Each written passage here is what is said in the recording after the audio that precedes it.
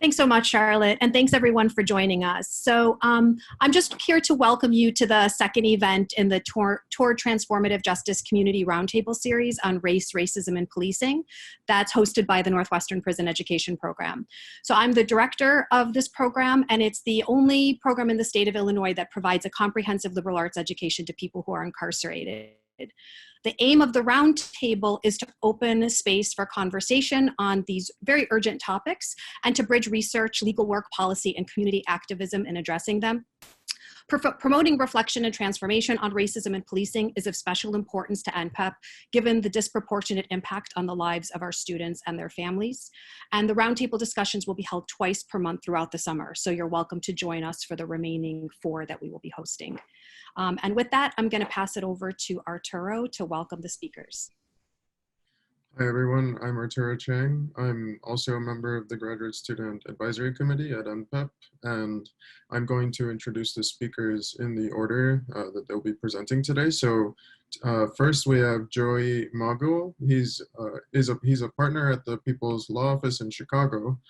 Joey's practice focuses on representing people who have suffered from police and governmental torture, abuse, and misconduct in civil rights cases, and defending individuals in criminal and capital cases.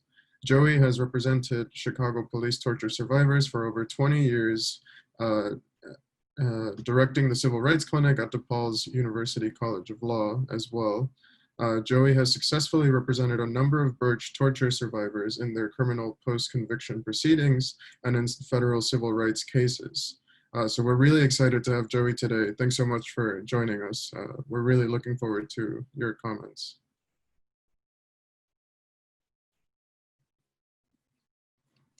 Well, okay, thank you. Thank you so much for having me. It's such an honor to be here and also to be speaking with my comrades, my friends, my dear loved ones, Cindy Eigler, who's the executive director of the Chicago Torture Justice Center, who's doing an amazing job, as well as Greg Banks, who's a Birch torture survivor and someone who's been committed to justice for all torture survivors for a very long time and a learning fellow at the Torture Justice Center as well. Thank you to the Northwestern community. I also want to give a shout out to Martha Biondi, who I think is the person who proposed that I speak on this panel, who I love and adore, and is a dear friend and member of Chicago Torture Justice Memorials as well. So I'm Joey Mogul. I am a lawyer by day at the People's Law Office, but at night I also am a co-founder of Chicago Torture Justice Memorials and a board member of the Chicago Torture Justice Center. And my personal pronouns, I go by she or they, but Arturo, you said the he with respect and love, and I love that too, so thank you. So I've been working on these cases for the last close to 25 years. The Chicago police torture cases, but specifically within that subset of cases, there's a case that are the Birch torture cases. The Birch police torture cases involve the torture of over 125 Black men and women at Chicago police headquarters from 1972 to 1991. When we use the words torture, we don't do so lightly, flippantly, and we are not exaggerating. I want to give you a trigger warning. I want to describe the heinous acts of violence that were committed by these torturers, because I think it gets to the heart of the violence. Several individuals were shocked with electric shock boxes, which were based on the Field Tucker telephone that individuals in the military, particularly in Vietnam, used to make phone calls. It was a box with a generator and a crank that when you cranked it, provided an electrical current. It's our belief that John Birch used that Field Tucker telephone and others used that phone to electrically shock people in Vietnam, and that he brought that torture tool back with him and used it in the Chicago Police Department. Some individuals were electrically shocked on their genitals with cattle prods. Several individuals throughout their interrogations at Chicago Police Headquarters were suffocated with plastic bags or typewriter covers. And the detectives would then punch or kick them in the stomach or chest, forcing them to breathe out and then suck in and recognize that they weren't getting any air. Several individuals were beaten with telephone books or rubber blackjacks that inflicted severe physical pain but left no marks. So in addition to these torture techniques used by Burge and the white detectives under his command, they also engaged in racist verbal abuse and violence. The electric shock box that I just described to you that was based on the Fields-Hucker telephone was known as the N box. Often, as Daryl Cannon, a torture survivor, will say, he was never referred to throughout his interrogation by his name, but instead as by the N-word. There were other individual torture survivors who were threatened to be hung, which was clearly a reference to lynching. And there was other racist epithets and racist slurs said throughout these interrogations to dehumanize the torture survivors, demean them, and just inflict further violence. And I share all of these ugly racial epithets with you because I think it gets to the heart of the racially motivated drive of this torture. And so this torture was engaged in by these detectives, not only to harm the Black folks that they were interrogating, but to coerce them into giving confessions.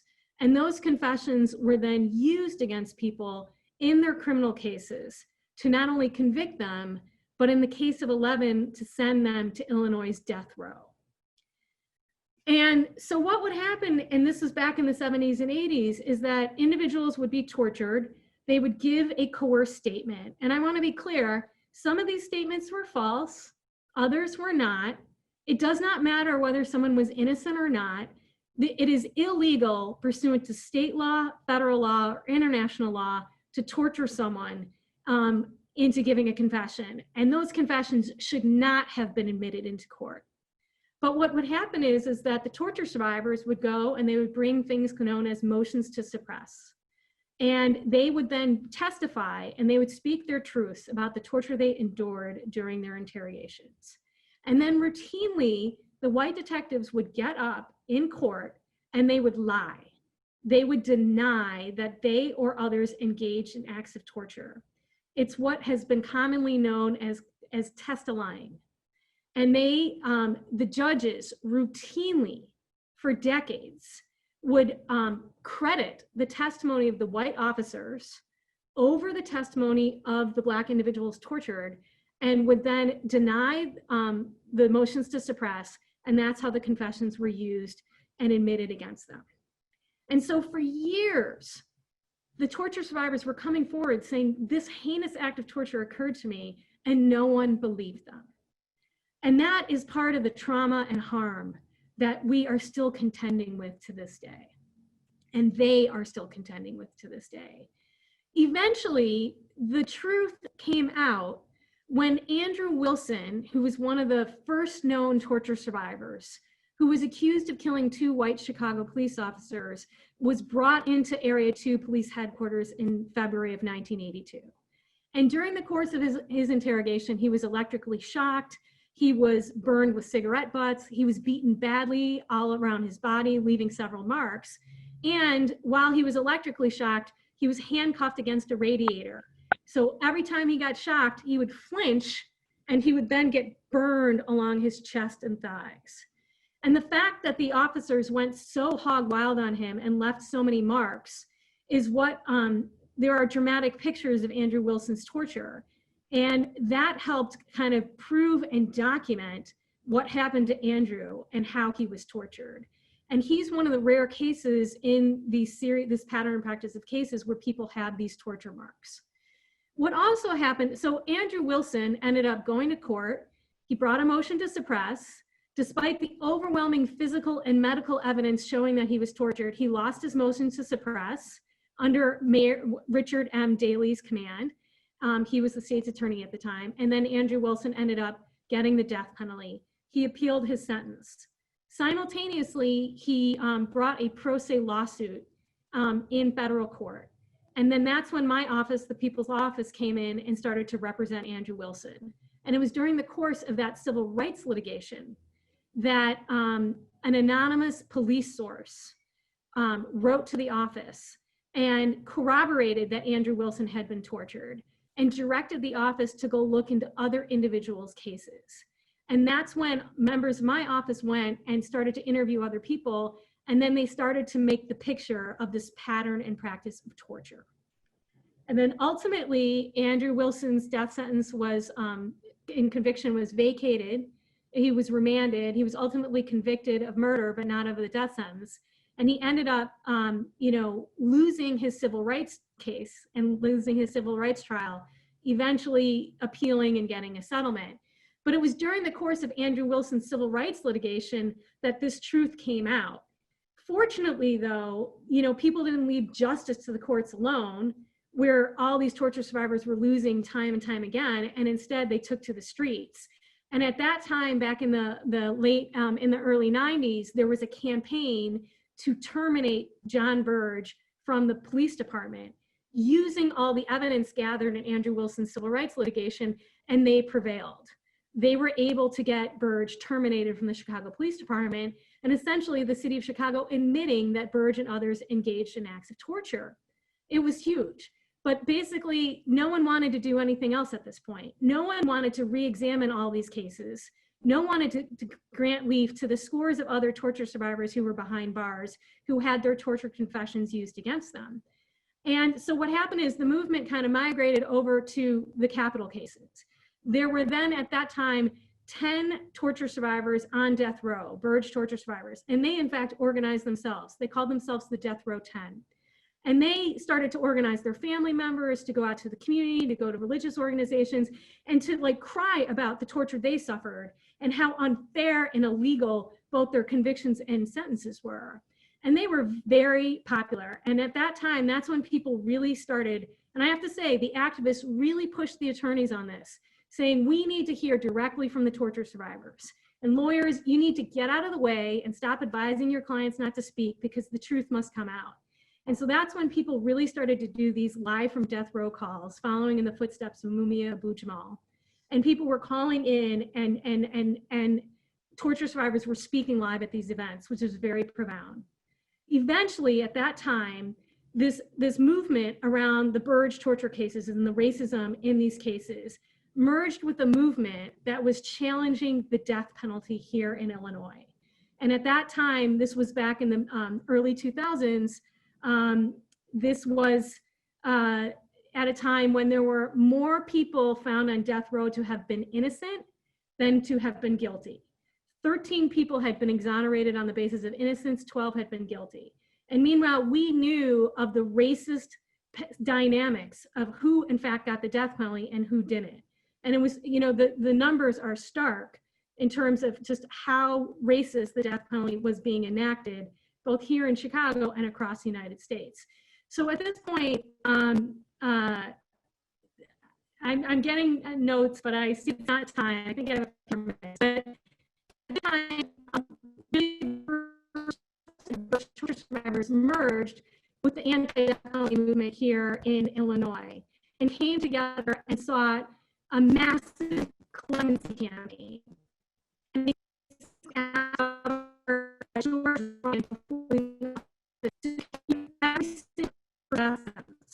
and also brought people marched streets, people commutation hearings. There was the march in Stateville, Illinois, where the death penalty was, the chairs to the state of Illinois building here. And and before office, the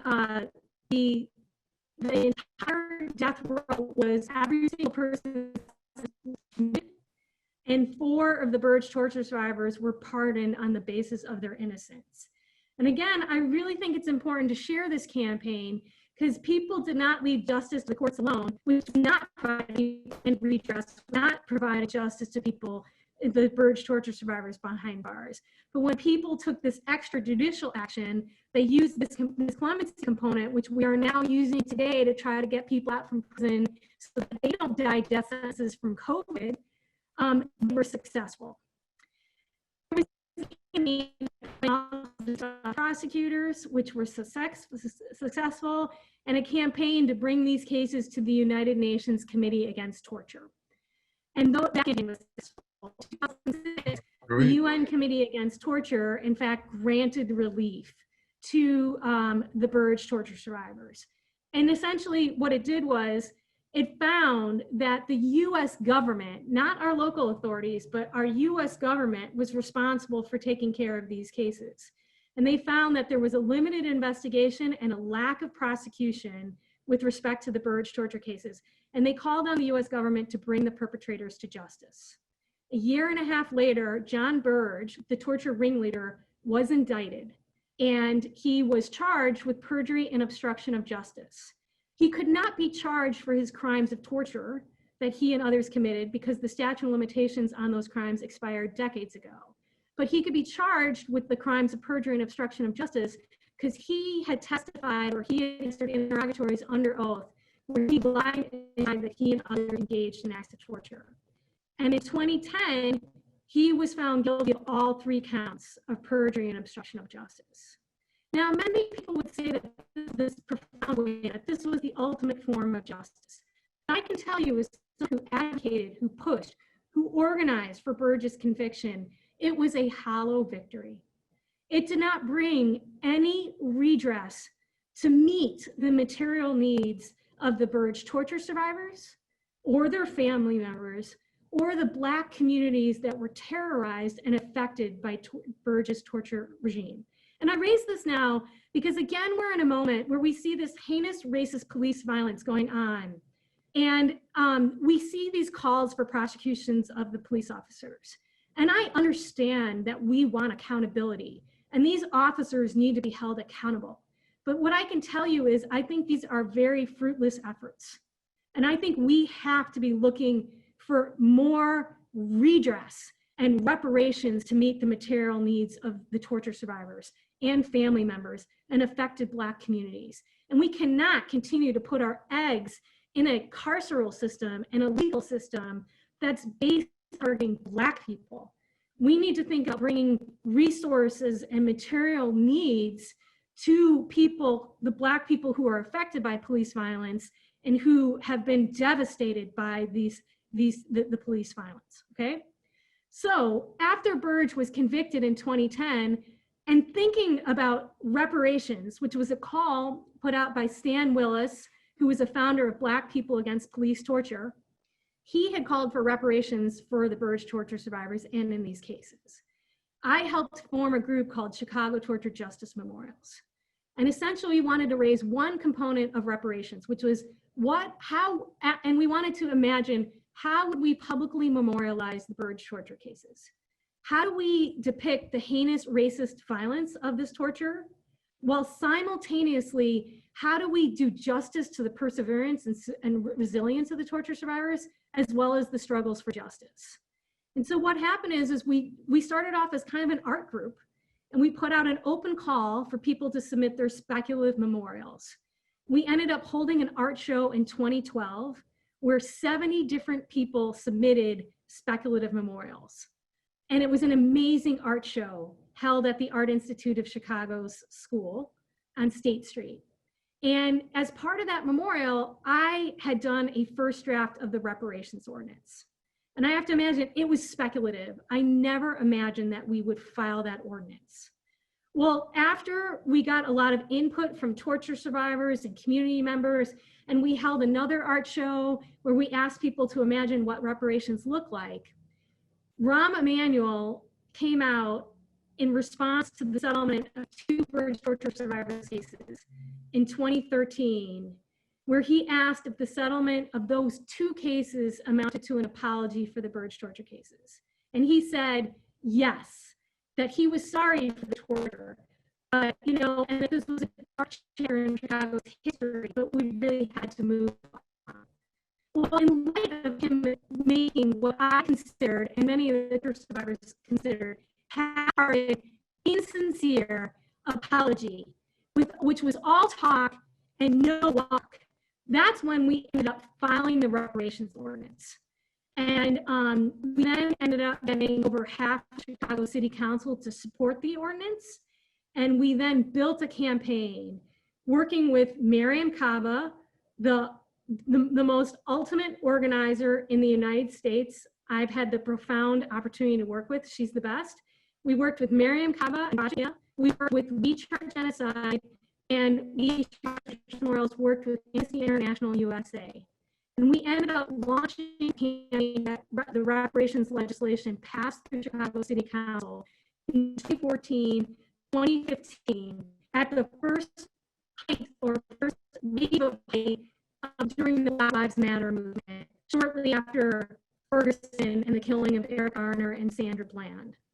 And it was during that electoral season, when we were having elections for our alder people and the mayor, that the reparations campaign did actions every single week. We marched on City Hall, we raised petitions, we did over 13 teach-ins around the Burge torture cases in the city. We charged genocide, engineered CTA trained takeovers. We did a light installation outside Rahm Emanuel's house saying reparations now. And ultimately, we ended up getting Mayor Emanuel and his administration to the negotiating table. And he then agreed to us in the midst of the election, he agreed to our reparations legislation. And on May 6, 2015, the city of Chicago passed this reparations legislation. And in fact, was in a unanimous decision, a unanimous vote. This is what we obtained. We obtained an apology, an official apology for the torture, the pattern and practice of racist torture under Burge's command. We obtained financial compensation, which 57 of the Burge torture survivors were able to partake of. And this was huge because they never could have sued to get any money whatsoever. The statute of limitations had expired long ago. It helped create the Chicago Torture Justice Center, which is doing amazing work that I'm going to have Greg and Cindy speak to.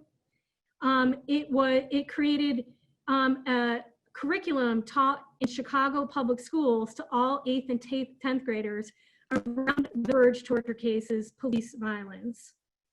It allowed free enrollment of Burge torture survivors, their family members, including their grandchildren, in Chicago State colleges. And we fought for, and we fought hard to include grandchildren because we want people to understand the long legacy of trauma and harm that we are continuing to struggle with to this day from torture cases. And finally, we won the creation of a Burge Torture Justice Memorial. However, while we have been able to implement Chicago Torture Justice Memorials with hundreds of other volunteers, all of the reparations implementation, we still do not have a commitment from the city of Chicago to fund and build this memorial. So there should be in the chat a petition that I ask all of you please sign, because we still need this memorial. We need to inscribe this racist history into Chicago's landscape, but we also need to tell the story, this amazing, beautiful story about the resilience and perseverance of the Burge torture survivors like Greg and others in telling their truth. And the power of torture survivors, family members, and community members coming together and taking collective action to get wins in our government, on all levels of our government, whether it's the legislative branch, the executive branch, or in the judicial branch. And we also got profound wins at the United Nations Committee Against Torture.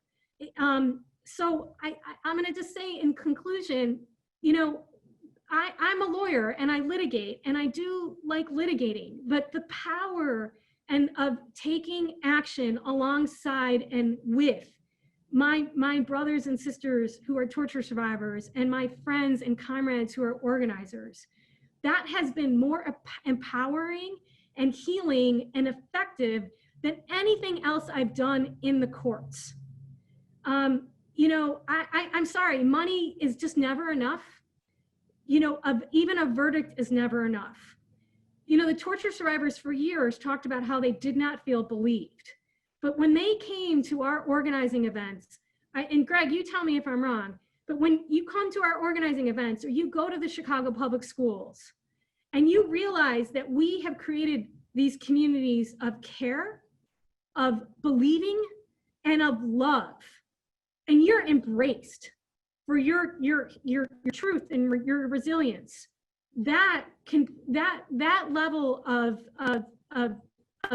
belief, of validation, means more, I think, than almost any other tangible win. So I just, that's it. I'm sorry I went on long, but I wanted to share this long history. I look forward to hearing from Greg and Cindy, who are amazing. I do think that our model of reparations, it's not perfect. It's not, but although it is historic, it's the first time a city in the entire United States has provided redress for racially motivated state violence. But I think it's something that we should be considering looking into as we are trying to redress the systemic racist violence. We need reparations for slavery. We need reparations for Jim Crow. Indigenous people are entitled to reparations, and we need reparations for the systemic anti-Black racism and police violence we see in the United States. Thank you for having me.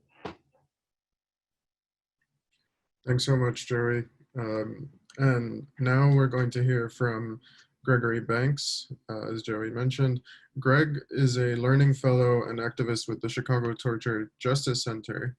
He experienced abuse and torture at the Chicago Area 2 police station in 1983, and he spent years in the Illinois Department of Corrections due to being tortured and coerced into a false confession. Greg is also a former substance abuse counselor and leads community education efforts on police violence and reparations through Chicago Public Schools. Greg also serves on the Survivor and Family Advisory Council, as well as RISE, which stands for Realizing and Implementing Strategies to End Police Violence, at the Chicago Torture Justice Center. And thanks so much, Greg, for joining us today. We're looking forward to hearing your comments.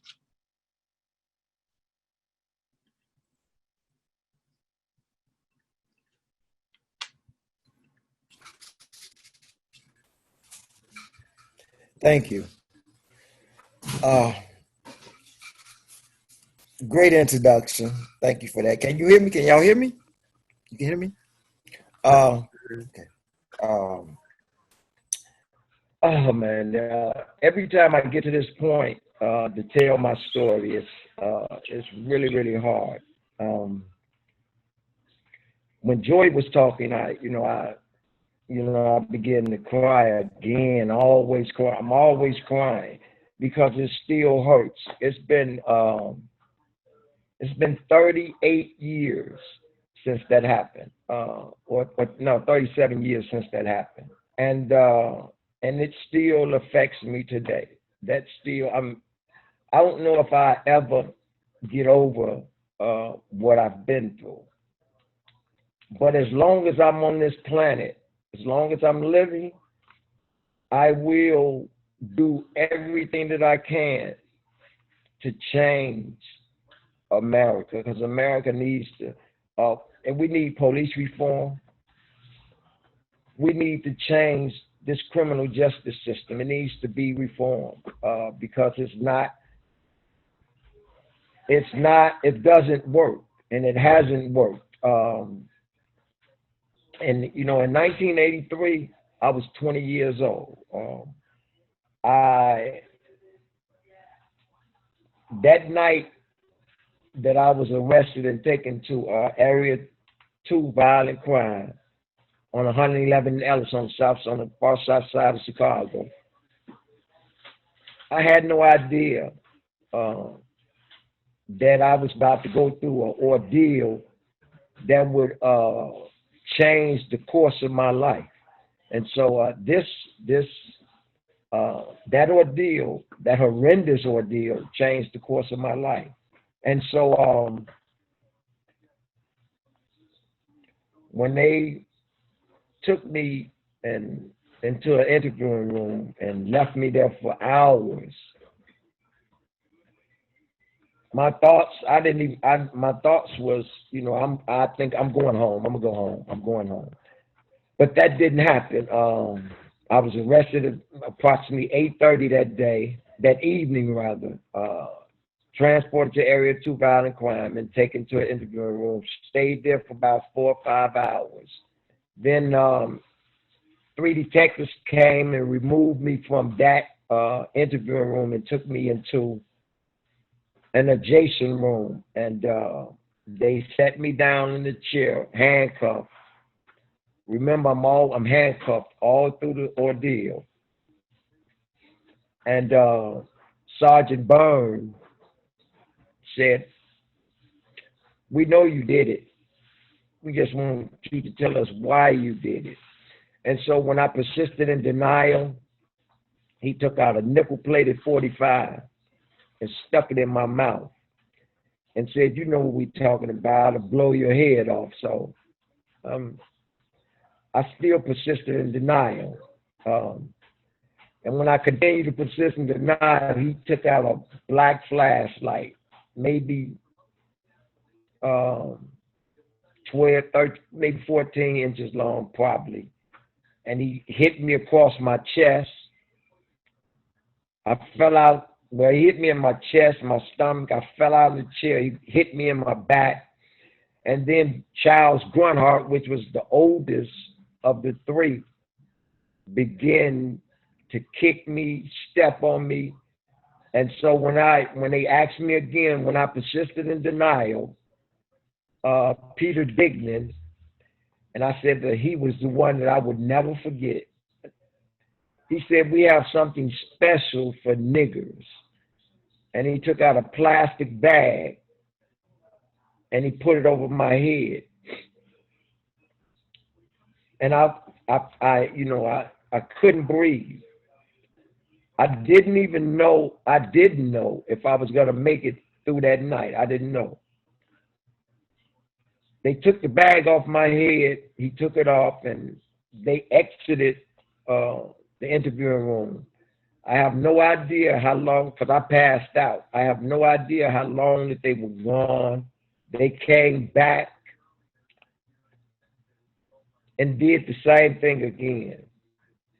And I said, "Whatever y'all want me to do, I'll sign, whatever." Because I'm thinking about my life now. Whatever you want me to do whatever I had to do to sustain my life, I was gonna do it. And that's what I did. And so October the 31st of 1983, they transported me to Cook County Jail. And when I got to Cook County Jail, a African-American paramedic seen me. And he asked me, he said, "What happened to you?" I said that the police beat me up in police custody. He said that he told me, whatever division you go to, when you get there, you tell the paramedic what you just told me, and they'll send you to the doctor. I didn't get the chance to see the doctor to November the 4th, which was like 4 days later. Anyway, I went down and I seen Dr. Roman, and Dr. Roman examined me. And I told him exactly what I told the paramedic. And so I had no idea that they was gonna, he have to tell his supervisor about that. So that's the ball started to roll then.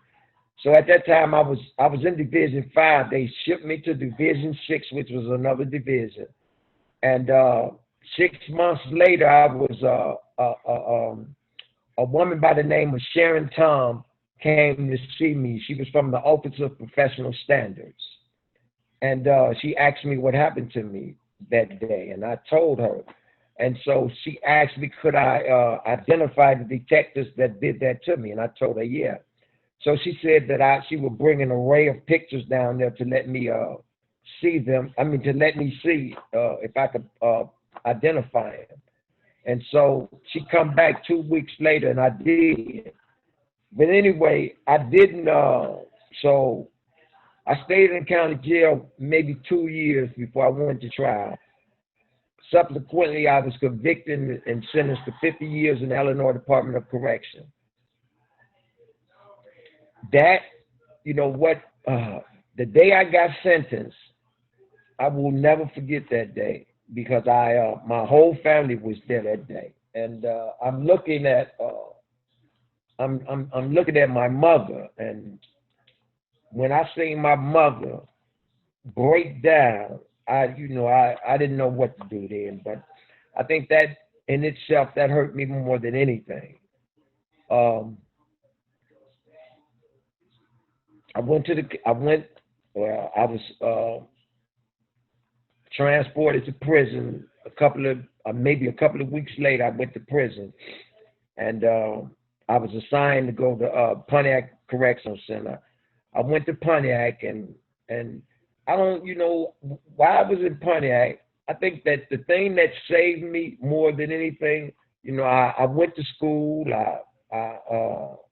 I started, I boxed on the street. So I think that boxing is, and that's probably why I'm teaching it now. Boxing is kind of what saved my life in prison. That kind of saved me. Even though I went to school and I did everything that I was supposed to do while I was there, I took advantage of all the education that I could get while I was incarcerated. I took advantage of that. Anyway, I think that when my case got overturned, I think I was the first one to come home from my case got overturned on torture. And so I was the first one out of everybody to come home from my case being overturned on police brutality. And I think that if it had not been for the People's Law Office, John Conroy, he wrote a paper called The House of Screams, because I had no idea that many people had been tortured at Area 2 violent crime, because we don't talk about our cases in prison like that. We don't do, that's a no-no. You don't talk about your cases in prison. And so when I found out that there were a lot of individuals that had been through the same ordeal that I had been through, and maybe even worse, there are still a lot of them that are still locked up. And we got to get them up out of there. So we got to do everything that we can to get them up out of there. And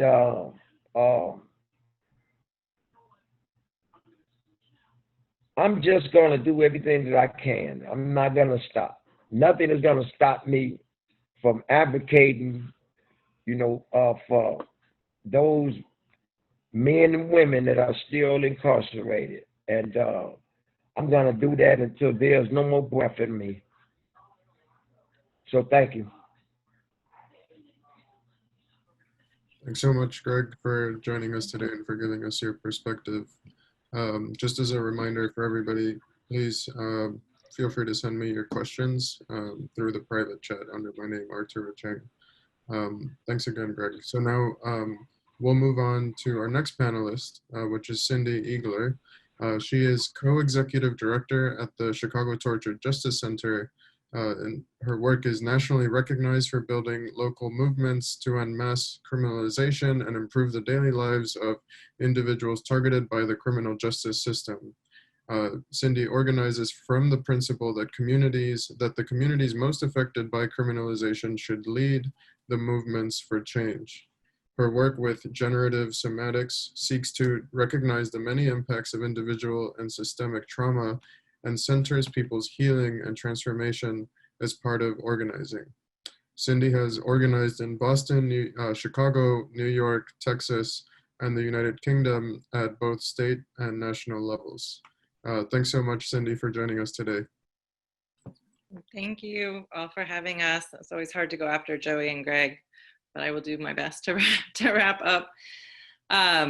As you already heard from the description of the reparations ordinance, the center was birthed out of this kind of pioneering and holistic reparations ordinance, recognizing that the harm that individuals experienced at the hands of the police is not solely physical, so not only the physical torture or the subsequent incarceration, but also has psychological impacts, and that those need to be addressed. So you heard from Gregory that 37 years later, he's still having impact of what happened to him 37 years ago.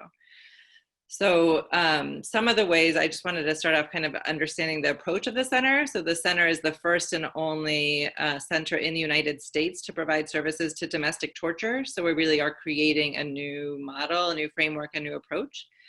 And our approach acknowledges or is founded on a few guiding principles that I feel like are important to lift up. So one is that, yes, individuals have been directly and brutally harmed by the police, right? We know that that is true, but we also know that the threat of racialized policing, its very existence, simply living in communities most targeted by policing, so being Black in this country, also creates a lot of harm and trauma to individuals and to communities as a whole, and both of those need to be addressed. So at the center, there was a decision made by the survivors and others from the very beginning when we opened in 2017 that we would serve all individuals and communities impacted by police violence, either directly or indirectly. So we don't just serve the Burge torture survivors, we serve anybody impacted directly or indirectly by police violence and racialized policing.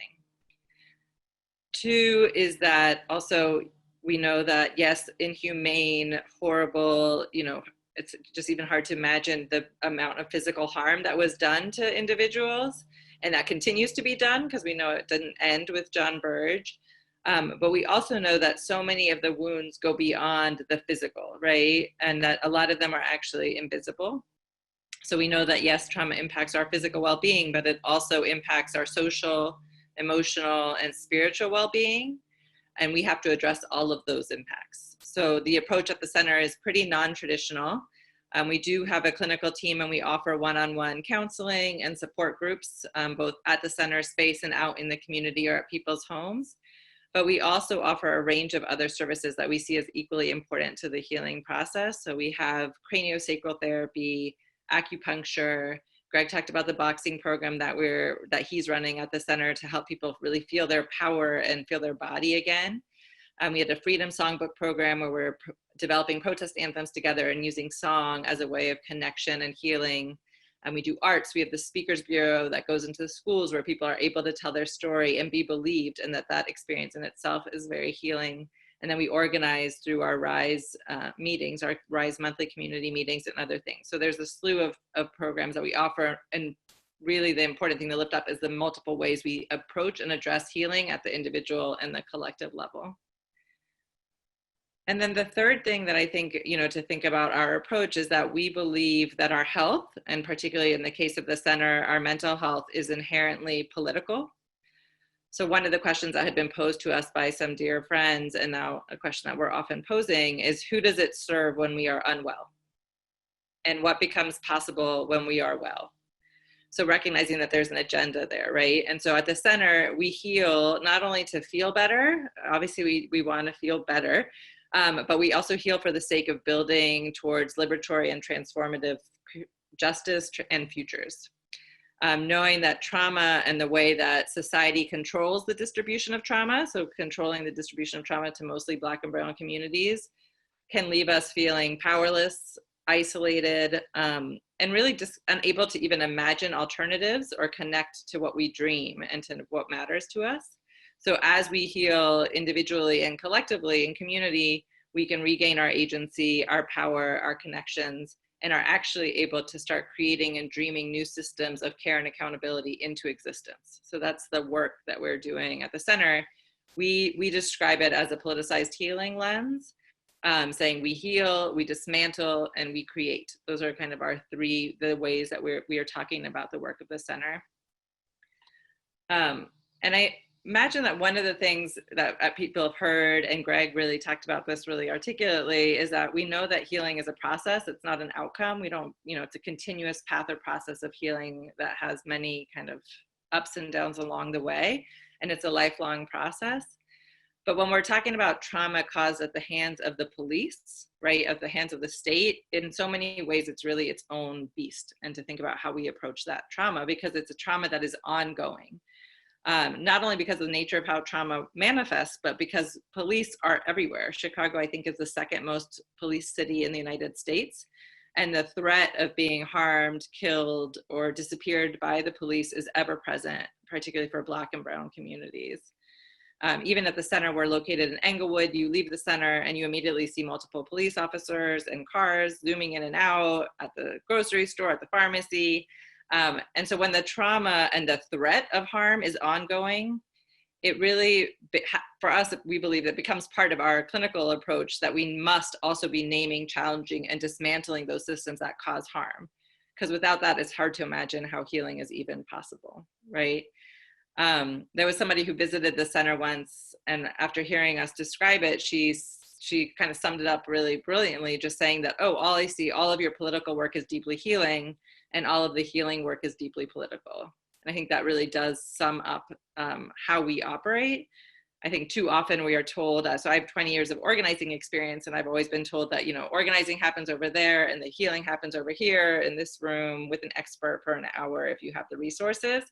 But what we believe is that they have to happen together. We won't actually get to real transformative justice and systemic change unless healing and organizing are happening together, and unless we really broaden the way we're thinking about healing and who has access to healing and what that can look like. So that's a bit more of like kind of how we work, our theory of change, if you will. We offer all kinds of services. We are also similar from the holistic reparations ordinance. We operate in a holistic way, understanding that a lot of the folks that we are serving are coming out of 20, 30 years of incarceration, and coming from communities that have been disinvested in for centuries. So we offer case management support, reentry support. We go to court to show up with folks. A lot of accompaniment work that we're doing. We do a lot of correspondence with incarcerated survivors, and we have a wellness scene for incarcerated survivors. So again, trying to put healing back in the hands of individuals that we actually know how to feel ourselves more, and be connected.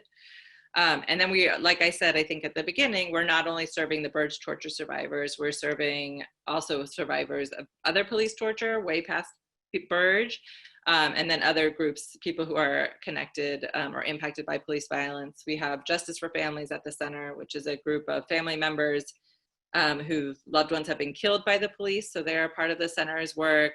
Folks who are been tortured in the form of rape by police officers. So really trying to we really have a broad,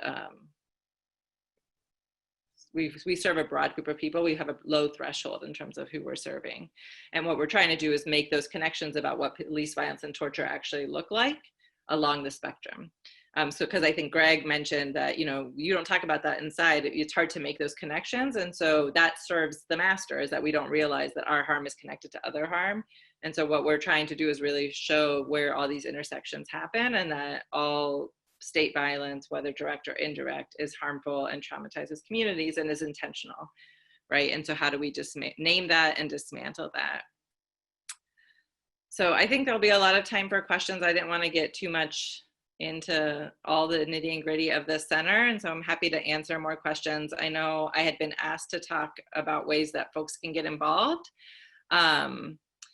And so I can offer some general thoughts. There are so many groups working around the issue of state violence and abolition these days in particular. So I would encourage folks to check out a lot of the other work that's happening in the world. But just some main things given, you know, that I would think of and that we talked about actually in our team meeting earlier. One is that as you hear people talk about John Burge or in the history of police torture, as you might be talking about it, you know, please push back against the bad apples narrative, that it was just a bad crew of one or two or seven, whatever, officers who were bad. Sean Worrell, who's another police torture survivor, always says Burge wasn't the first and he won't be the last. And it's really crucial to lift up the origins of policing from slave patrols and the way the institution of police has been developed to control and punish Black and brown bodies and protect the interests of white supremacy and capitalism. So we know that it's an institution that lacks any measures of meaningful accountability, and that incidents of police violence are not only individual incidents, but a part of a much larger pattern and practice of harm to Black and brown communities. So as much as you can put the things that you're learning and hearing in Greg's story in that context would be helpful, because a lot of people try to reduce and dismiss it to this one incident.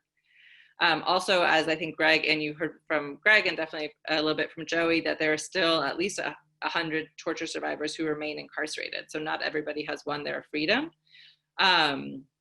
So as much as you're able to follow us on social media and through our newsletter, you can join our calls to help free them. That's a lot of the organizing work that the center has been up to for the last few years, is trying to free incarcerated survivors. So any pressure on Kim Fox, the special prosecutor Robert Milan, Governor, Mayor Preckwinkle, you know, all of them have a role to play. And how do we put pressure on them to demand the immediate release of all the torture survivors?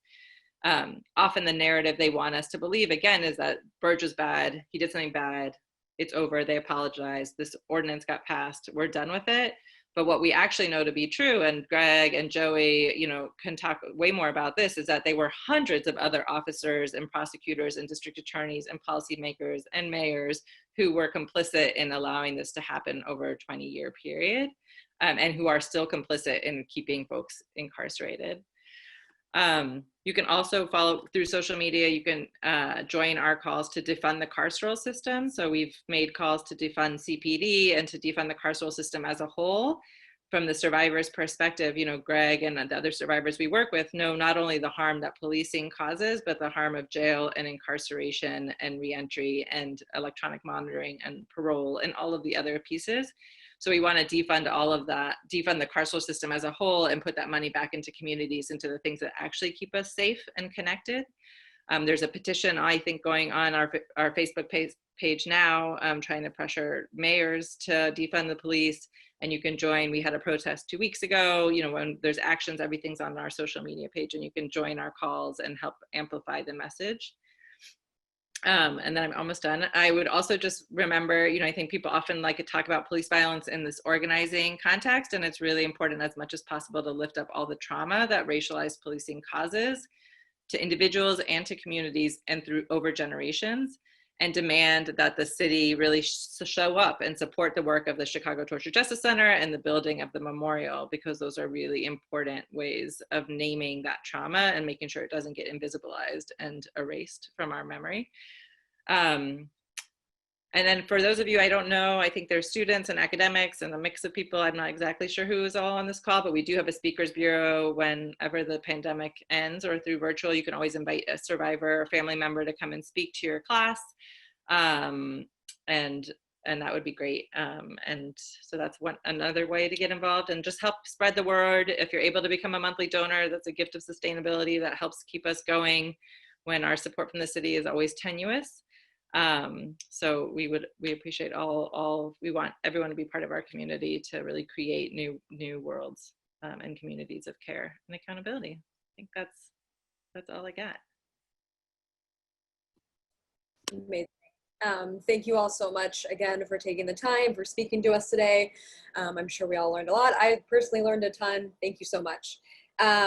So yeah, I think we're going to transition to our Q&A now. And just looking at the time, I just want to flag that we may just end up using this time for Q&A instead of breakout rooms, which I think is totally fine and great. Where the questions are starting to flow in. So I think we'll get right to it. So the first question I'll ask kind of builds off of something that you just mentioned, Cindy, but maybe anyone can kind of respond to it or build on it. You know, you mentioned how sometimes the response from the state or various, you know, state actors is like Burge is sort of a bad apple, or like there's a sort of like bad apple narrative that gets thrown out. And so one of the questions you received was sort of like, what is the current attitude of the CPD to the Burge reparations and memorials? Like, how have they responded, if at all? What have those politics looked like? If you could just elaborate more on that in any way that makes sense, that would be great. Thank you.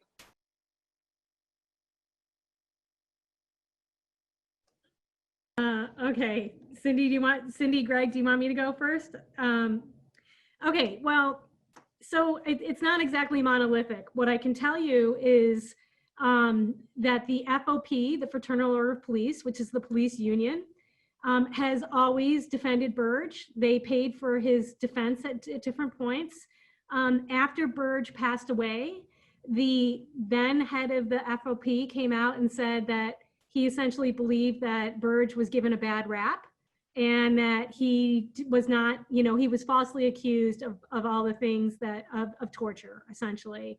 At different points, I think the the command structure of the CPD has wanted to call out Burge and the torture cases, but again, does so in a way that Cindy exemplified in talking about the bad apples, without looking at not only, there were at least 25 detectives who worked under Burge's command who engaged in this torture, some of whom, even after, Burge was terminated, went on to coerce confessions from others.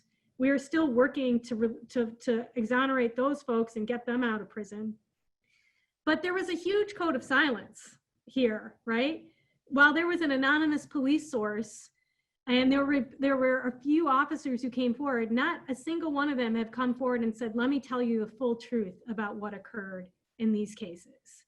And so, I think I will personally say that in this moment around George Floyd, I have seen police officers come out and condemn the murder of George Floyd in a way that I have never, ever seen police officers condemn or say other police officers acted wrong. So for the most part, I believe the police officers around the Burge torture cases have circled the wagons and essentially have either defended Burge or remained silent about it. They certainly have not come out and condemned it. I think the other piece to add to that is that the FOP right before the pandemic, because everything got thrown out, had submitted a letter to Kim Foxx demanding that her office prosecute all survivors who lose their evidentiary hearing. So it's already somebody who was tortured by police 20 years ago, who spent 25 years incarcerated. If they are actually fighting for their freedom and lose, which we know happens because so many of the judges used to be district attorneys and are complicit in the cover-up, if they lose, then the FOP was asking the state's attorney to continue to prosecute them further, right, for losing. So trying to really prevent or scare survivors from not trying to pursue these claims. So it's still there's still, amongst the FOP in particular, it's still active kind of attempts to hurt survivors.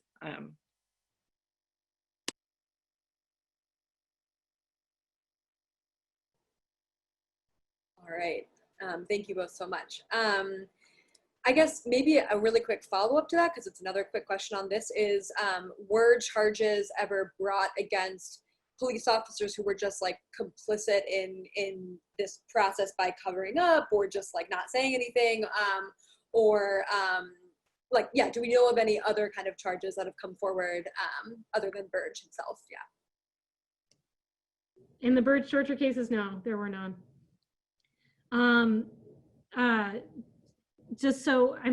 When Burge was terminated from the department, they also sought to terminate 2 of the others who were involved in Andrew Wilson's interrogation and torture, and they were suspended, but then ultimately those suspensions were lifted. So no other officer in the Burge torture cases was disciplined, let alone criminally prosecuted at all by the Chicago Police Department.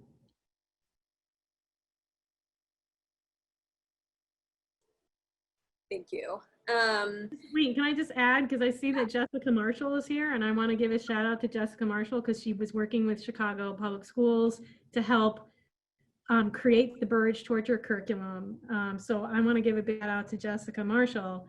I forgot that when the Chicago Public Schools released the curriculum about the Burge torture cases, the FOP came out and flyered against it. And they have been actively working in certain schools to try to get the CPS curriculum not taught, particularly in the schools where their children go and attend. Wow. Okay, yeah, thank you for adding that. That's good for, I think, everyone to be aware of. Great. Okay, another question that I think any one of the panelists could answer, so just feel free to chime in, is do you think that the model for receiving justice for the Burge survivors, such as the mandatory education, reparations, public monuments, is that a useful model for justice in other cases of police brutality, either in Chicago or just kind of broadly? And maybe also just as like a kind of side question, like are you in communication with other cities or communities that are working on projects like this? I can start, and then I know Joey's been reached out to by a bunch of different people. We do have requests come in from other places asking questions about how we did it here, what happened, trying to learn. And we do think there's a model that can be put forward for replication for different cities. I think one of the things we've been disappointed and we were working on pre-pandemic is there had been this national conversation amongst the Democratic candidates around reparations. And it's always so limited to financial compensation and financial redress. And so there is something really important and pioneering, and I just can't even think of the words. There's not like words about the model that happened here in Chicago, that holistic nature of it, of really recognizing that when we're talking about this level of harm, right, over time, over centuries, that there is impact in all kinds of ways, right? It's not just a financial or economic impact. There's psychological harm. There's a need to really tell the story historically, preserve the memory through memorial. There's all of these other pieces that feel really important. And so I think there's a lot to, Chicago has a lot to offer to the conversation, and thinking about how do we actually talk about and accurately describe the ways that folks have been harmed, and how that looks.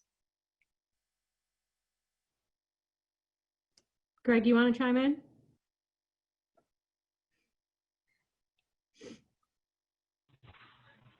No, just go ahead. I'm good. I'm listening because I'm learning. Okay. I mean, I'm listening too. I think a lot of people are looking into reparations. It's Movement for Black Lives has done a toolkit on reparations, which I would recommend that everyone check out. I think it's a really beautiful toolkit, and the Burge torture cases are included in it. You know, I think that I just echoing what Cindy said is, I think often these heinous racist violence occurs, and then we think of two things. We think of prosecuting the officers and lawsuits. And I, you know, as a lawyer who brings lawsuits on behalf of people traumatized, I think the lawsuits may ultimately get some modicum of redress for people. It does not provide the redress that I think holistic redress, as Cindy says, for the individual who was affected, let alone the families and communities that were affected as well. Our civil system is based on individual damages. And it's not built to provide holistic redress.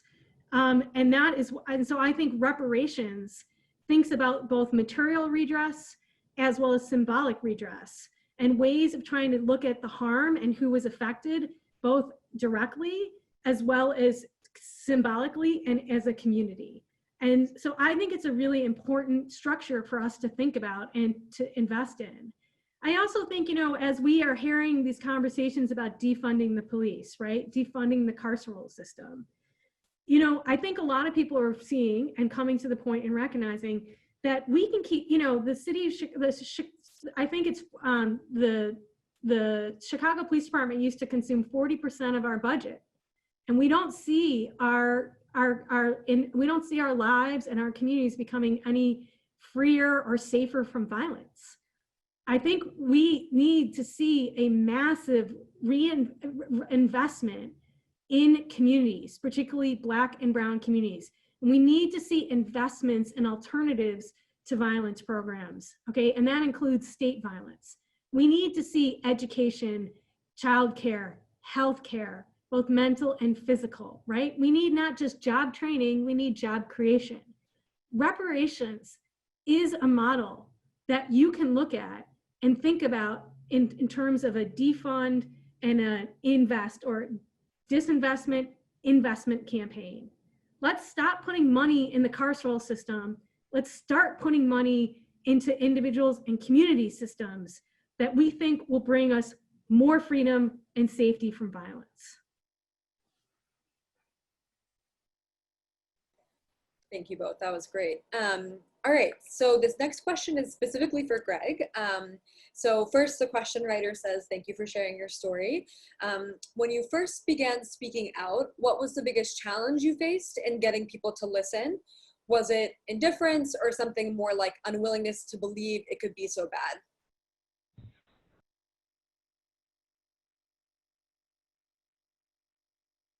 You're still muted, Gregory. There you go. I think that the thing that hurt the torch survivors more than anything was the fact that didn't nobody believe us, and it took a very, very long time before people began to believe us. So we didn't even know for years. I didn't even know that it was that many people that had been tortured by John Bird. I had no idea until I met John Conway. When I met him, and I finally got a chance to read The House of Screams. That was the first time that I had known that there were other people other than me that had been tortured by Burge and his midnight crew. So yeah, it was always the fact that didn't nobody believe us, and that hurt more than anything. Mm-hmm. Great, thank you so much. Yeah. Okay. Let's see, sorry. Where should I go next? Okay, this is maybe kind of related in some ways, so we can go here next.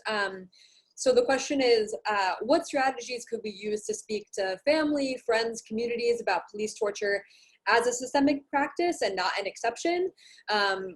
The question writer said, you know, sometimes providing evidence or experiences, even, you know, like Greg's story, is sometimes not enough to convince people that this is a normalized practice. So yeah, anything you have to offer kind of on thoughts for having those conversations would be great. Thanks. That's a big question. I don't know that we have an answer. I mean, I think we are constantly trying, like I said, in our politicized healing model of heal, dismantle, create, is also how do we create new communities of care and accountability, and what does that look like? So we have values that we live by at the center, and that we try to embody in all of our work. So I think it's a lot of deep relational work of like, how do we build relationships with people and allow people to get to know one another and connect with one another and know what we each care about. That's important.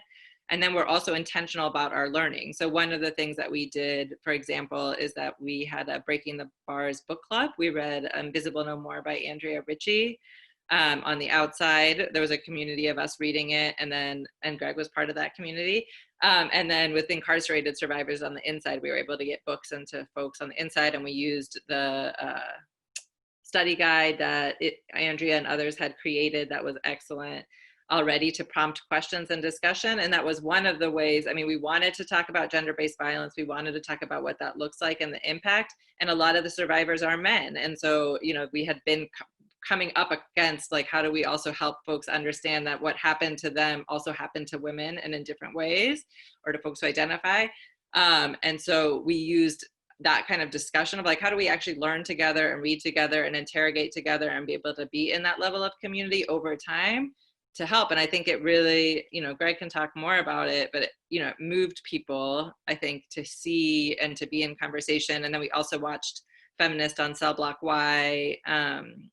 And so hearing somebody else who had been incarcerated talk about their own process of learning and exploration around that was also really important. So I think it's being intentional of having the hard conversations, not being afraid to have the hard conversations in ways that align with the values, and then building deep relationships of care. I don't know, Greg, if you want to add anything about the book club. No. Okay. Greg wanted to lead his own men's group around this afterwards. All right, I'm fine. Go ahead. You good? You're doing a great job. That's the book. So I definitely would recommend this book, Invisible No More, that, you know, Cindy shouted out. I think people don't realize that there are women and trans women of color who are often targeted by police violence. I would recommend Chokehold, Policing Black Men by Paul Butler, I think is a good resource as well. And then there is a chapter in Queer Injustice, the criminalization of LGBT people in the United States, around policing of queer and trans folks. You know, I think it's hard, but I think that if you start following Movement for Black Lives, if you start following like CPR, which is Change Police Reform in New York, there are so many groups doing police violence works. If you go to Critical Resistance, you know, most of our social media and Facebook pages are just like the wallpaper is of police violence, right? Like every single day, it's another video, it's another story of police violence. So it's really hard for me not to, for me to have this discussion of how it's not systemic, because I see it every day. I guess I will just say to folks, let's look at what happened 6 years ago. Mike Brown's killed. People may debate whether that was a justifiable killing or not. Eric Garner was suffocated. I have a hard time with that video and thinking that that was there was any justifiable reason for him to be killed. And then the killing of Sandra Bland. Like, why was she even being taken into custody over a stupid traffic ticket, right? And there was just so much racism and misogyny in that traffic stop. And what have we seen changed 6 years later? I mean, really, what have we seen? And now we see George Floyd's video being murdered. We learn about Breonna Taylor being killed in her home, right? And this happened just a year or two ago with a Black man in his home in Texas, right? And then Tony McDade, a Black trans man who was killed. And like, there's just so many more stories out there. So I guess I just feel like if you do some Google research, you're gonna find the pattern of police violence and killing. And I don't think you can just keep saying it's random acts. And so I would read these books, and I agree with Cindy to try to have those conversations, but maybe look into some of these organizations who are having these conversations and kind of doing the work of putting the pieces of the puzzle together for us.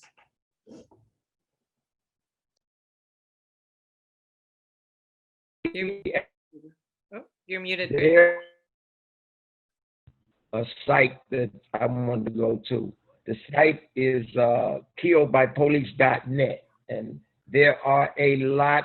When you go to that site and you begin to see that, I mean, it's horrendous. When you see it, it just don't make no sense how many people have been impacted by police violence. So I would recommend that everybody that's on this line to go to that site. It's called killedbypolice.net. And there's also the Citizens Police Data Project that Invisible Institute holds, and you can see there, I mean, I think one of the things, it's not only often what gets lifted up is these incidents where somebody's life is actually taken from them, but what's behind all of that is also multiple, usually in the double digits of disciplinary accusations against these officers. And so you can kind of see there, like how that builds out and how many people are being accused of improper conduct, how many police officers are being accused, and how very little accountability or discipline that they would ever face. Thank you all for those great answers. And also it looks like Jonas is putting some of the links in the chat. Thanks, Jonas, for doing that. And we'll try to also get everything that was mentioned and send that out in an email in case you missed it in the chat. So thanks so much for raising all of these. Okay, the next question, also kind of related to this one, but maybe more thinking about strategy and political organizing. So in all of your perspectives, what are the biggest obstacles in Chicago at the moment for organizing to abolish police violence, or even maybe like to defund CPD, since that's also been put out there as well? Yeah, what do you think are some of the biggest challenges? And if you feel like it, maybe also saying how you think we can overcome those challenges.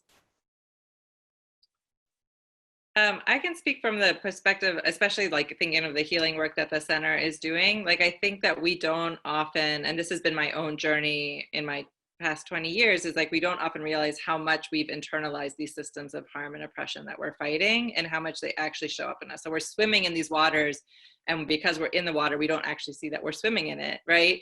And so that means like there's so much that we've been taught to believe about police and how they are supposed to keep us safe, and how if we don't have police, it's all going to be chaos, and it's all going to be, you know, mayhem, and we're all going to be dying on the streets, or whatever it is that they want to scare us in. And so I think one of the first things is to really be able to do the reflective care work, not only the research of looking at the data, but like also really thinking about, you know, when have you felt safe? What was involved with you feeling, you know, usually when somebody does that kind of exercise of reflecting on a time when they felt safe, they're remembering being with family, or laughing, or dancing, or food, or like just having their needs met, their basic needs met. And we know that is what keeps us safe and what creates safety. So I think that there's a level of internal kind of questioning and reflection that folks need to be on, is to really uncover, what are the lies that we've been told about what keep us safe, and how they're lies, and really doing that work of really what do our communities actually need to be safe. I think that's one of the biggest pieces is because what we're most often met with is the fear of like, well, what would we do, right? What would happen? And I think that we're asking the wrong question, because the question isn't, you know, what would happen without police, but like, what do our communities actually need, right, to be safe? And then that takes us in a different direction and gives us more access to real answers, I think. Say this, I can remember when I was growing up, how the police was seen to us like, I mean, they was friends. They were our friends, and now we don't even know who to call anymore. We can't call the police because the police doesn't do anything. When we call the police, if they come, they may not even come. So I don't know, man. It is so many things that we need to do to change the culture of the police environment. I think that one of the things that has to happen is that all people have to come together. All of us have to come together to change that, because if we don't come together as one and change it, it will never change. It would always be the way that it is. So. I think Cindy and Greg said it a lot. I guess the one thing I feel like I want to add is, and this is, you know, I come at this also as a criminal defense attorney, as someone who's done death penalty work, who represents people who are locked up and behind bars, is that, you know, in the United States, we have such a desire for punishment. And we have such, it's again, part of our it's like almost, it's part of our makeup. It's a part of our DNA. And I think we really need to think about what accountability is and what are other ways to change violence without thinking about locking people up, punishing them, or doing violence. And to be clear, I think locking people up is violence. It is violent to be locked up. There's sexual violence in prisons. You cannot escape the inhumanity and the dehumanization in prisons. That is violence. I don't think that we've seen decreases in, and the studies have shown, we don't see decreases in violence because we lock people up. And, you know, again, I want to state that I understand people's desire for accountability. But I think we really need to start radically reimagining what accountability looks like and how people can make amends. So we can look at this in the large scale and what our government and corporations owe to us in reparations, and particularly owe to Black and Indigenous folks in our country. But then I think we also need to think about like restorative and transformative justice in particular. And I think we need to really invest in community accountability in ways, and that's a radical reconfiguration for us all. So that's why I want us to stop just, you know, people just keep saying, you know, prosecute George Floyd's killer. Well, I don't think prosecution of George Floyd's killer is going to end anti-Black racist police violence. It's not. We have to look at different forms of accountability. We have to look at different forms of redress. And I think we have to look at the own ways that we work with each other as civilians, and recognizing that we do harm to each other, and that we also need to be healed from that. So I would say that we have to reimagine the way we think of punishment and accountability. And that is completely a nationwide cultural phenomenon we need to look at as well. Thank you all so much. That was great. Okay, just a flag for folks that will probably get in like 2 more questions maybe, depending on time. So I apologize if I didn't get to yours. There were more questions than we had time for, which is great. But like I said, we'll send out some resources after this, and we're gonna keep having these conversations, so keep coming and joining and asking such awesome questions. Okay, so the next question, this may be a long or short answer, but I think it's kind of interesting, so I wanted to raise it. But the question was, does the center also work with undocumented folks and also like consider ICE and deportation threats in its definition of police violence? So maybe Cindy, you can speak to that, but others also should chime in as well. Yeah, we do, and we have been, and we're trying to build. We were just on a call with OCAD this morning, the Organized Communities Against Deportation, really figuring out how we do more work that can intersect and really lift up the way that state violence shows up, not just in the policing, but we're also talking about state violence and immigration, DCFS. Like there's so many systems that cause harm to Black and brown communities. And so we try to lift that up as much as possible. And there's also a learning curve, right? How do we learn that together? How do we build our analysis together around that? So we're trying to be intentional moving forward as we're building out to really be broad about how we're defining these things.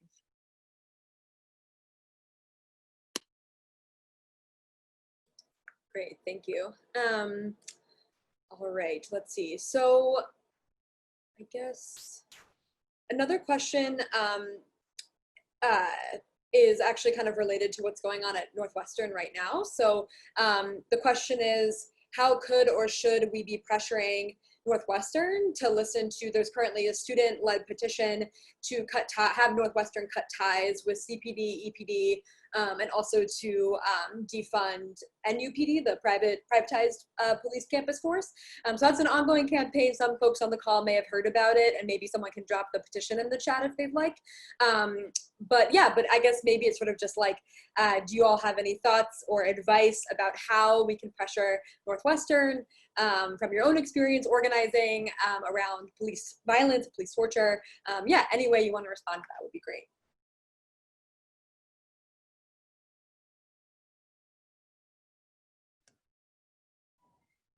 I don't know. I mean, I feel like it's hard for me to tell you all how to organize at Northwestern, as you know the levers of power way better than we do. I will just point out that there were University of Chicago students who did a demonstration and a takeover of the UCPD headquarters in a week ago, and ended up getting a meeting with some powers that be over there. So there's a great organization called Care Not Cops working out of University of Chicago. So I would say if people are interested in strategizing around that, I think that that's something you should consider. I also know Movement for Black Lives this past weekend had a conversation with Robin D.G. Kelly and Barbara Ransby, Michelle Yang, and others that may be worthwhile checking out.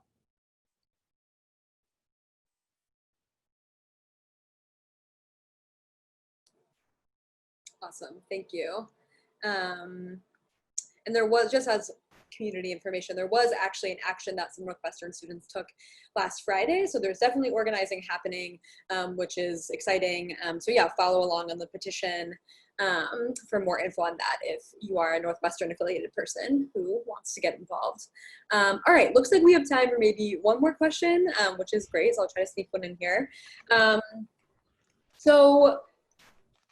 Okay, so the question is, and this question is sort of about prison abolition, but I think it also applies maybe to police abolition as well. So we can, respond in whatever way makes sense. But the question is, how do we work on defunding carceral systems while ensuring that conditions don't then get worse for incarcerated people? Or maybe if we apply that to like communities who feel unsafe potentially, like how do we ensure that like conditions don't get worse essentially? Like how do we move on this process of abolition without also making things worse, I guess, is unintentionally making things worse, perhaps. So yeah, any thoughts on that would be great. Well, one, I just want to say that when people, are really shocked around this idea of defund the police, there are already communities in our world who do not call the police, right? There are many immigrant communities that don't call the police because they fear that if they do, people will come and people and their family and loved ones will be deported, right?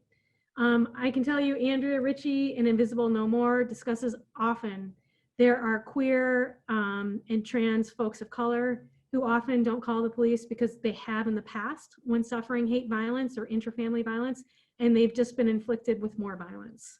The same is true for domestic violence calls, that often, particularly Black women who call the police seeking help, they then become charged and prosecuted as opposed to the person who's inflicting violence on them. So there are many people who are not calling the police because they don't bring freedom from safety and violence. With respect to prisons, I feel like, I think that I'm going to have a little bit of a hard time imagining how putting more resources into prisons is making anything better, right? If prisons are overcrowded, if prisons aren't being, people are not being provided sufficient medical attention in prisons, the answer is not to build more prisons so that people have more space. The answer is not to fund more medical care providers. I think the answer is to let people go, okay? So I guess it would be nice if people could drill down a little bit more on that question. But I can tell you, as someone in the queer community, for many years, people, when looking at the way particularly transgender, gay, gender nonconforming people were treated in prison, thought the answer was to create individual prisons for trans people, and that way trans people would be safe. And that's not true, because in fact, some of the most violence that trans people face while in prison is from staff and is from guards. And you're not going to ever create a perfect prison where trans people are going to be free from violence, because it's still happening. So many people in the trans and queer communities really pushed back on that and said, no, don't create special prisons for us. Don't incarcerate us. That's my quick response. Yeah, I mean, I agree with everything Joey said. The only thing I would add, I think decarceration is what we're trying to move towards, is how do we reduce the number of people in prison, right? So that they're to stop the need, right? So that it's not about abolition, it's about absence, it's about presence. So how do we create things in our community, resources, so that people have their needs met? So I do think that is a big piece. I think that in the efforts to decarcerate, because that's a lot of the work that I've been involved with in 20 years, the thing I would ask folks to keep in mind is to make sure as you're involved in those campaigns around decarceration, you're also being mindful of the ideologies that you might be uplifting, right? So a lot of times we're like, well, let's let the old people go, or let's let the people who have committed no violent offenses go, or let's let this. And what we're actually saying, in essence, without realizing it often, is that we're saying that some people are deserving and undeserving of that level of punishment. And so it's how do we actually make calls for decarceration and stopping to send people in prison and create more alternatives in ways that actually challenges the whole carceral system and its beast, and the beast of what it is. So I would just caution, there's a lot of ways to reduce and defund IDOC, but I would make sure that we're doing it in ways that also challenge the overall system and what it was built for. Gregory, did you want to say anything? I just want to make sure you get a final word if you'd like, but no pressure.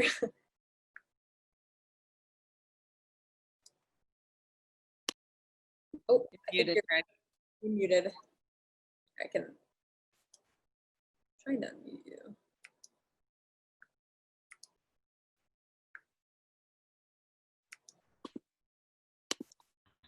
Oh, there we go. Yeah. Now, the only thing I want to say is that and it's already been said, is that we need to reimagine punishment. That's it. We need to just reimagine punishment. So with that, yeah, I guess that's it. Yeah, we need to reimagine punishment. That's great. That's a great way to end it, I think, for sure. Echoes a lot of the great wisdom shared with us today. So thank you all so much to all of our panelists for taking the time. Thank you everyone for joining us today. Like I said, there'll be an email going out soon after just for some of the resources that we captured today. But other than that, look out for our next roundtable. Should be coming, should be on the 7th. We're still figuring out the details. Should be great. Thank you all so much. Have a good rest of your day. Thank you all. Thank you. Bye-bye. Thank you. Thank you.